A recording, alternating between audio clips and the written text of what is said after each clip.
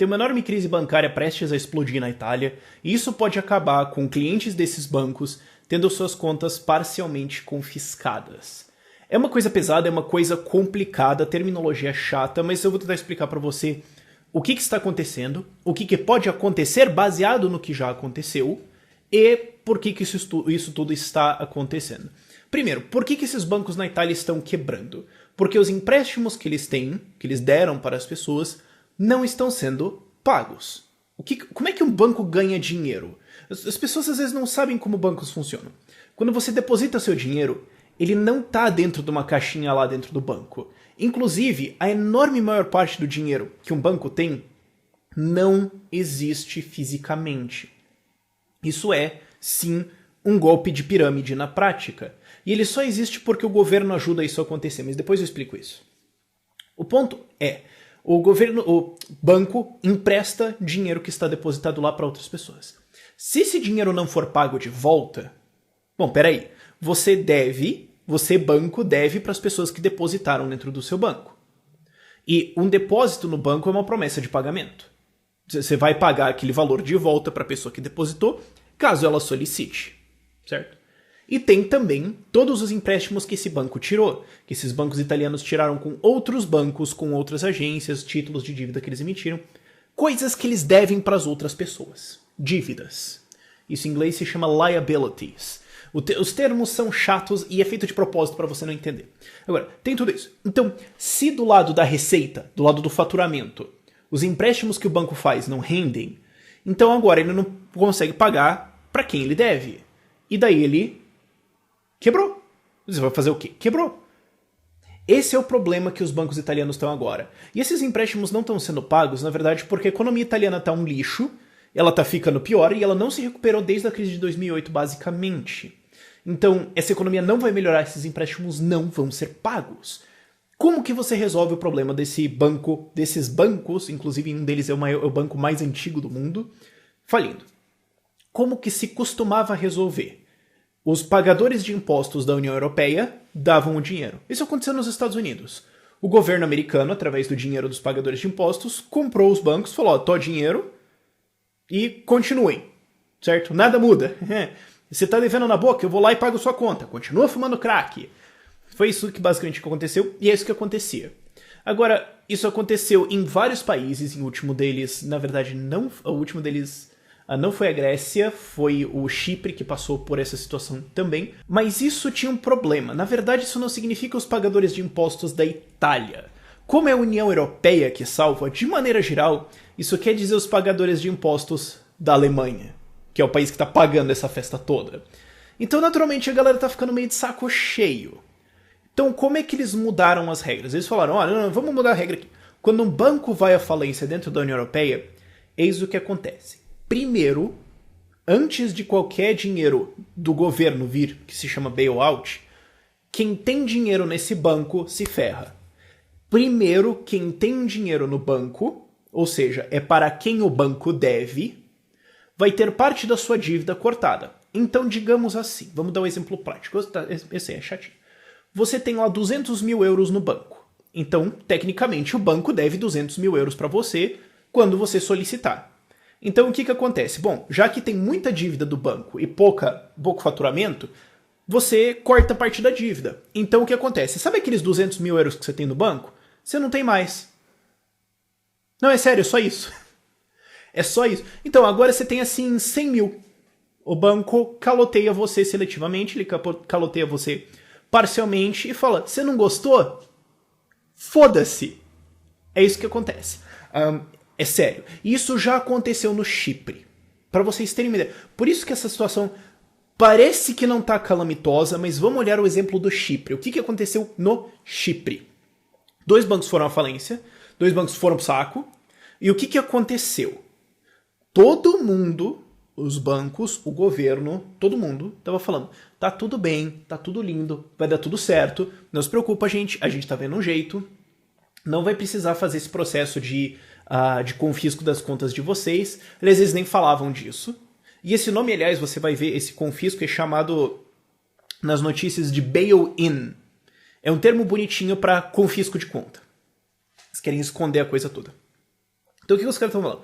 Calma, cipriotas, calma, povo do Chipre, tá tudo bem. Aí, em um fim de semana, as contas foram congeladas, o governo e os bancos saíram e falaram, gente, tá tudo ferrado. E parte da conta de vocês vai ser confiscada, a gente está debatendo quanto. Ok? Então, os caras mentiram o tempo todo, até congelar as contas e sentar o facão na galera. E quando o facão foi sentado, originalmente a ideia era, 100 mil euros. Quem tem menos de 100 mil euros paga um pouquinho, quem tem mais paga outro pouquinho. Aí isso não ficou muito popular, o que eles fizeram? Não, vamos fazer o seguinte, deixa a conta só para os ricos, porque os ricos são o câncer do mundo, essa mentalidade anticapitalista. E qual que foi o arranjo? Bom, quem tem mais de 100 mil euros, tinha dois bancos. Se você está em um, você perde 60% do que você tinha, e se você tem mais de 100 mil euros no outro banco, você perde 40% do que você tinha. Perdeu, sumiu, não vai ser pago, esqueça. O banco foi lá, selecionou, deleta, acabou. Foi isso que aconteceu. Isso pode acontecer na Itália também agora. Mas eles estão falando que tá tudo bem, que tá tudo lindo, que eles estão negociando, que eles estão estudando possibilidades. Já aconteceu essa história antes. Já aconteceu essa história no Chipre antes. Estavam falando que tava tudo bem, até que não tava nada nem um pouco bem. Não confie no governo quando ele fala sobre bancos, economia, etc. Ele tá mentindo. Quando é nesses assuntos, ou de maneira geral, quando o governo está falando alguma coisa, presuma que ele está mentindo até provado o contrário. Ok? E isso na Itália pode ser uma situação complicada, porque, vem cá, quem vai pagar essa conta? A regra da União Europeia diz 8% dos credores tem que tomar algum toco. Eles têm que tomar um corte de algum jeito para reduzir a dívida do banco, para depois que isso for feito, que isso for acordado, o governo do país, ou a União Europeia, ou seja lá o que for, coloca um dinheiro lá no banco e recapitaliza ele e ele consegue voltar a funcionar. Agora vamos olhar um exemplo de onde isso já aconteceu, onde você está no processo de o que acontece, para você ver o tamanho do buraco. Porque esse buraco na Itália é de 400 bilhões de dólares. Não é um buraco pequeno. Eu sei que isso não soa muito legal, mas é um caso bem grave. É um caso bem grave. E esse é o buraco que eles admitem até agora. Porque é sempre assim, olha, lembra a Dilma falando de déficit? O déficit vai ser desse tamanho, chega no fim do ano é desse. Ela fala, bom, pois é, né? Sabe, então tá sempre tudo meio mal, até a hora do resolver que na verdade tá muito pior. Então, esse é o buraco que tem agora. Só que, o que aconteceu na Áustria? A Áustria é um exemplo interessante disso. A Áustria tem um caso com o banco Hypo Alpe Adria. Você provavelmente nunca ouviu falar dele, mas se você já ouviu, você tá pensando, então... O que aconteceu? Esse é um banco um pouquinho velhinho, que tinha um monte de contas na Iugoslávia, ele tinha um monte de coisa rolando lá. A Iugoslávia virou um monte de países, quebrou o negócio inteiro, complicou, o banco faliu. Eventualmente, demorou, mas o banco faliu. E o que o governo fez, na sua sã estatista intervencionista keynesiana, salvou o banco, comprou, estatizou o banco. Já tá vendo que isso vai dar merda, né? A Áustria estatizou o banco e, dentro dos processos lá, do banco rodando, eles perceberam, tem aqui o que a gente achou que esse banco tinha de posses, e dá 3,3 bilhões, que na verdade não existem. A gente achou que valia isso, vale isso. Ops. E também tem aqui 3 bilhões de euros, tem aqui 3 bilhões de euros, que eram de uns outros bancos dentro do Hypo Alpe Adria, que foram vendidos. Então o banco que ficou não tem aqueles negócios. Então, assim, falta aí 6, 7 bilhões de euros que a gente achou que tinha, mas não tem. Então, se a gente precisar pagar as pessoas, não tem dinheiro. Então, quebramos. Ops. Quebrou. Daí o que acontece? Aí você fala, mas o governo garante. O governo garante os depósitos. Porque tem os depósitos do banco. Vamos sacar? Não, pera, o banco não tem aquilo em posses. Bancos como são operados hoje estão todos, inclusive os bancos brasileiros, num permanente estado de falência. Se todo mundo tentar sacar, cai a casa. Só que quando a galera saca que isso acontece, todo mundo tenta sacar. E daí a casa cai. Que foi o que aconteceu no Hypo Alpe Adria. A galera falou, bom, a gente quer os nossos depósitos. Tá, não tem dinheiro. Então, a província dentro da Áustria que esse banco está, garantia os depósitos. Essa província se chama Carinthia. Quanto que são os depósitos? 10 bilhões de euros. Qual que é o orçamento anual dessa província? É um jeito bonitinho de falar estado. 2 bilhões de euros. Então, peraí. Então esse Estado agora vai precisar pagar 5 vezes o orçamento anual deles de um dinheiro que ele não tem. Tá, não tem dinheiro. Então, não, porque tem o fundo garantidor no Brasil, né? Não, vai ativar isso aí, não vai ter dinheiro. Não tinha dinheiro na Carinthia. Vamos salvar o banco? Não vão. Por quê? Porque não tem dinheiro. O que os credores falaram? Bom, então a Carinthia está dentro da Áustria, então a Áustria paga. Resolvido. Só que legalmente a Áustria não se responsabiliza pela Carinthia. Nesse sentido financeiro. E mesmo se ela se responsabilizasse, para você ter uma noção, o pagamento que a Áustria teria que fazer para salvar esse banco, sendo que a Áustria já enfiou 5 bilhões e meio de euros nesse banco tentando salvar ele, o pagamento que eles precisariam fazer é equivalente a 2% do PIB da Áustria. É como se o Brasil tivesse que dar 120 bilhões de reais para algum banco brasileiro para tentar salvar ele. Essa é a proporção PIB para PIB. Lá dá 7, 8, 9 bilhões de euros. Aqui dá 120 bilhões, 2% do PIB. É o valor que eles vão ter que pagar lá na Áustria para tentar salvar esse banco. E o que acontece? Todas as pessoas que têm depósito nesse banco não têm o dinheiro dela. E não vão ter. Bom, então de onde vai vir esse dinheiro? Não sei. E como é que vai ficar? Não sei. Vai ter que cortar título? Vai ter que cortar depósito e tudo mais? Os credores não aceitam. Então vai negociar. Quando vai terminar essa negociação? Estimativas oficiais? 2023, talvez. Quem sabe? Com sorte. Essa é a situação da Áustria, que é um país pequeno com um negócio pequeno. Os bancos italianos são um furo mais ou menos 30 vezes maior do que esse. Então, a gente pode ir lá e cortar os depósitos grandes, certo? Não, os credores vão se ferrar, lá, que legal, dane-se o capitalismo, tá. Então, quem que tem, então, digamos assim, tinha uma empresa lá com o caixa dela para pagar funcionário, perdeu parte do caixa, vai pagar os funcionários como? Não sei, quebrou. Mas tinha um fundo de aposentadoria lá, que tinha os títulos dentro do banco, tinha uma coisa, perdeu. E os aposentados vão receber? Não sei.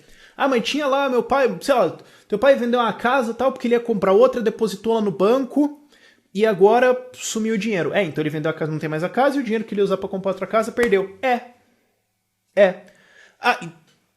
Não é só o rico capitalista malvadão que tem um cofre de moedas que ele pula todo dia. Tem gente, pode ter pode ter fundos de caridade, sei lá, que tinham dinheiro travado lá, que era um dinheiro grande, e vão perder. E isso vai ser do nada. Eu repito o exemplo do Chipre, isso vai ser do nada. Vai estar tudo bem, até que não vai estar tudo nem um pouco bem, e todo mundo vai se ferrar, e vai ser isso. E, inclusive, isso já aconteceu na Itália, lá atrás, em 2007, 2008, esses bancos, outros bancos, e esses também, passaram por problemas, e a Itália, o governo italiano criou um jeito absolutamente doido de forjar um jeito de dar dinheiro para os bancos, de um troço. O troço foi tão bizarro, eu não vou nem tentar explicar, tão irrelevante que é. O troço foi tão bizarro que durante a votação no parlamento, o negócio quase virou porrada aberta. Virou empurra-empurra, era cara sendo jogado pra todo lado. Um lado tava cantando hino na Itália, outro lado tava cantando sei lá que diabo de música, tinha apito no negócio. No parlamento italiano. Quase abriu a porrada no negócio. E no fim das contas eles conseguiram passar. E agora o buraco é aí alguma ordem de magnitude maior. Só que tem um segundo problema com esses bancos. Quem são os credores desse banco? Para quem esse banco deve? Não é só os depositários. Também tem outras pessoas que emprestaram dinheiro para esse banco, nomeadamente outros bancos que emprestaram dinheiro para esse banco. Você está começando a entender como isso é um efeito dominó? O que acontece? Se eu tenho um banco aqui na França que emprestou 10 bilhões de euros para esse banco italiano, e esses 10 bilhões agora ele só vai me pagar 5, então eu, esse banco francês hipotético, esperava receber 10 e agora eu só vou receber 5. Então eu tenho agora o quanto eu vou receber e o quanto eu devo para as outras pessoas, e como eu vou receber menos, pode ser que um outro banco quebre por causa disso. Pode ser que bancos franceses, que bancos alemães que estavam dentro dessa onda, bancos de outros países da União Europeia, acabem rodando junto. Porque é um buraco enorme, centenas de bilhões de euros. E daí o que vai acontecer? Isso é o que eles chamam de infecção. Um banco morre, mas como os sistemas estão muito ligados, Se um banco muito grande morre, ele leva uma galera junto. E quando essa galera toda cai, todo mundo morreu.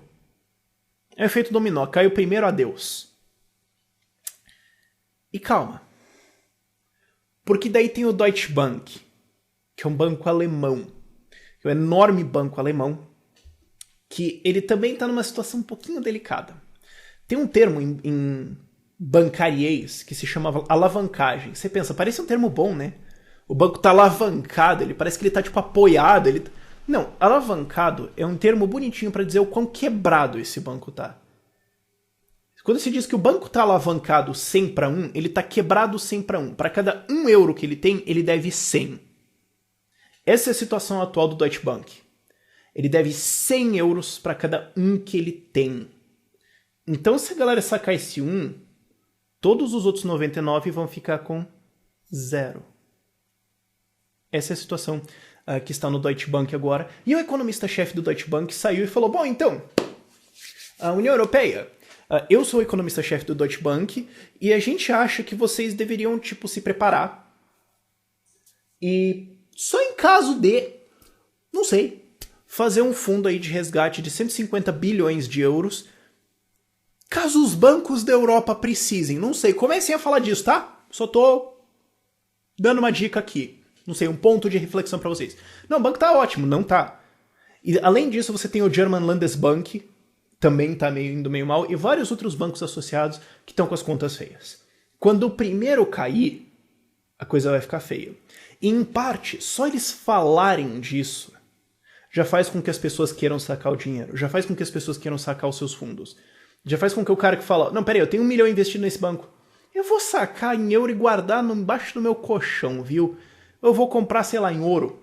Em Bitcoin também é uma opção interessante agora. Então, só o fato que eles já estão falando disso, cada vez mais abertamente, deixa as pessoas mais céticas e as pessoas sacando. Conforme isso vai acontecendo, esses bancos vão ficando mais quebrados. Mais e mais numa situação cada vez mais delicada. E qual que vai ser a saída? Como eu já falei, vai acontecer provavelmente o que aconteceu no Chipre. Congela as contas, confisca parte, o governo joga um monte de dinheiro lá, manda a conta para os pagadores de impostos e a gente finge que tá tudo bem e a coisa continua. Aí vem uma pergunta importante. Vem cá, por que isso aconteceu? Que conjunção de eventos levou a este ponto onde todos os bancos na Europa e no mundo, basicamente, são um esquema enorme de pirâmide e eles estão enormemente alavancados, que é o jeito bonitinho de dizer quebrados, e eles estão na beira da falência e o governo não tem dinheiro para salvar eles. Como que isso aconteceu? Deve ser o capitalismo, certo? Errado. A enorme maioria das pessoas que está vindo aqui para assistir esse vídeo do nada, caiu aqui de paraquedas, e muitos de vocês do canal não fazem a menor ideia de como um banco funciona. Um banco não tem o seu dinheiro e ele não é obrigado a ter o seu dinheiro, porque o governo protege ele. Entenda, essa é uma indústria regulamentada, isso é protegido pelo Estado, para garantir que estes bancos estejam permanentemente quebrados e inseguros. E isso é protegido pelo governo. Se o governo não protegesse isso, os bancos não conseguiriam fazer essa alavancagem, esse enorme risco, porque o que existe agora? Qual que é a estrutura atual? O banco empresta uma puta grana pra galera e compra um monte de coisas irresponsáveis e faz todo tipo de zona, porque ele sabe por fato que existe uma coisa que é a Anatel dos bancos. Que se esse banco quebrar, se ele tiver em dificuldade, ele liga pros caras e fala, socorro, mamãe! Minutos depois vai cair o depósito lá de bilhões na conta dele, salvando ele. Esse troço se chama Banco Central. Isso é uma instituição estatal criada em um conluio de banqueiros e Estado para ferrar você. Como que era o sistema antes do Banco Central existir? Se chama padrão ouro. Existe um bem escasso, finito, que se chama ouro, e você usa ele como moeda. Você deposita ele no banco, e em troca o banco imprime uma nota, um pedaço de papel, que diz: ao portador desta nota, pague tal quantidade de ouro quando ele quiser. Então esse dinheiro não era só um papel. Ele valia alguma coisa. Ele era um vale. Ele era como se fosse a chave de um cofre. Tem um cofre que tem ouro e esse dinheiro é a chave dele. Então você trocava ele com as pessoas porque essas pessoas sabiam que elas podiam trocar por ouro. Qual que era a sacada que alguns bancos faziam? Pera, nem todo mundo vai sacar todo o ouro ao mesmo tempo. Então, eu posso imprimir mais notas do que eu tenho de ouro. Digamos, eu tenho 1 milhão de ouro, eu imprimo 2 milhões de notas. E eu imprimo isso e empresto para as pessoas e vou ganhando juros em cima disso. Isso se chama fraude. Ok? Não se chama reserva bancária fracionada, que é o nome formal bonitinho. Se chama fraude. Você está entregando para as pessoas um vale-ouro de ouro que não existe. Isso é fraude, isso é crime. E o que acontece? O que acontecia quando você não tinha um banco central? Eventualmente as pessoas sacavam, pera, aquele banco ali é meio pequeno, mas ele está emprestando muito dinheiro e barato. Então, será que ele tem todo o ouro para lastrear esse dinheiro aí? Eu acho que não. Eu vou pegar o meu dinheiro que está lá, o meu ouro que está lá, e sacar. Isso se chama uma corrida no banco, uma bank run. A galera ia no banco, ia todo mundo junto e sacava. E quando todo mundo sacava, todo mundo falava, tem que sacar, porque eu acho que esse banco vai cair. Então todo mundo sacava e o banco quebrava. Não dava para fazer esse esquema, não ia muito longe.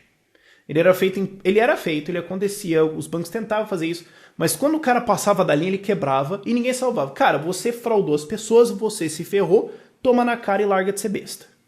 Aí o que os bancos falaram? Cara, mas seria super legal poder fazer esse esquema pra enganar a galera, né? Porque daí ia ganhar um monte de dinheiro e esses trouxas iam pagar. Só que não rola, porque no livre mercado isso não funciona. Então vamos fazer o seguinte, governo, o que você acha de criar um banco central para salvar a gente caso a gente faça isso? Aí você imprime o dinheiro pra gente, salva a gente e passa a conta pros trouxa. Essa é a história do Banco Central. É literalmente isso. Eu vou colocar links na descrição para você ver, mas é literalmente essa a história do Banco Central. É uma Anatel dos bancos desenhada para salvar eles quando eles fraudam você. Isso não é capitalismo, isso não é livre mercado, isso não é o que os defensores de livre mercado defendem. Os defensores de livre mercado defendem desregulamentação total disso, padrão ouro, e o banco vai ter que ter reserva 100%. Inclusive, você não precisa ter nem isso. Você pode usar hoje Bitcoin, que é uma moeda digital, você não precisa nem ter um banco. Mas não. Hoje o sistema bancário é um enorme golpe de pirâmide. Você coloca uma certa quantidade de dinheiro lá e legalmente o governo permite que esse banco empreste 10, 20, 30 vezes mais dinheiro do que se depositou nele. E se o banco falir porque ele foi mal administrado, o governo salva ele e manda a conta para você. E você não pode não consentir com isso porque bem-vindo ao Estado.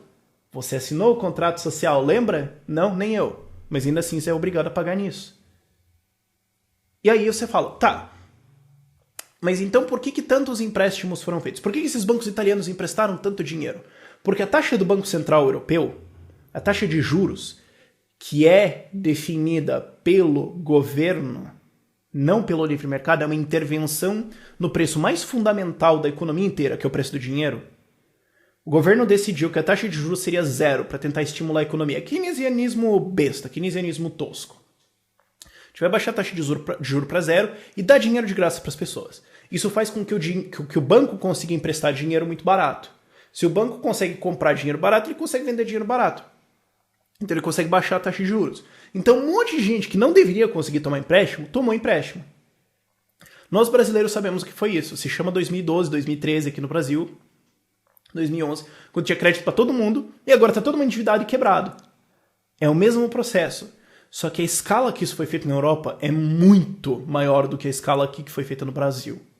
Então agora tem um monte de gente endividada por intervenção estatal que não está conseguindo pagar os empréstimos e esses bancos que fraudaram seus clientes com permissão e proteção estatal agora estão falhando e eles vão ser salvos pelo governo e confiscar o dinheiro das pessoas e quem vai pagar essa conta são os indivíduos. Isso é intervenção estatal, keynesianismo vulgar e não tem nada a ver com o livre mercado. Agora, o que vai ter de socialista burro querendo falar que, não, mas isso é a falha do capitalismo. Meu filho, a última vez que a gente teve moeda de verdade, lastreada, confiável, assim, no mundo, uma moeda assim, foi o dólar, quando o padrão ouro ainda existia, e isso acabou em 1934 por decreto do Franklin Delano Roosevelt, que na prática foi um calote em todas as pessoas que tinham dólares. Mas desde lá já era, assim, o fim do padrão ouro confiável foi antes da Primeira Guerra Mundial, que destruiu. Então, há um século, a gente não tem moeda decente, a gente tem moeda que é basicamente, que o governo pode intervir basicamente quando ele quiser. Moeda controlada pelo governo, com preço ajustado pelo governo, com lastro fraudado, com controle estatal. Um século de intervenção governamental no dinheiro, de monopolização disso. E agora aí, no mínimo, 20 anos de keynesianismo vulgar rolando no Banco Central americano, europeu, japonês, chinês e um pouco aqui no brasileiro também. Isso não tem a ver com o livre mercado, não confunda. É complicado de entender, eu vou colocar vários livros lá embaixo na descrição para você entender, alguns em inglês, alguns em português. Mas quando essa coisa estourar, pode ser esse o gatilho para a nova crise estilo 2008. E acredite, vai ser pior.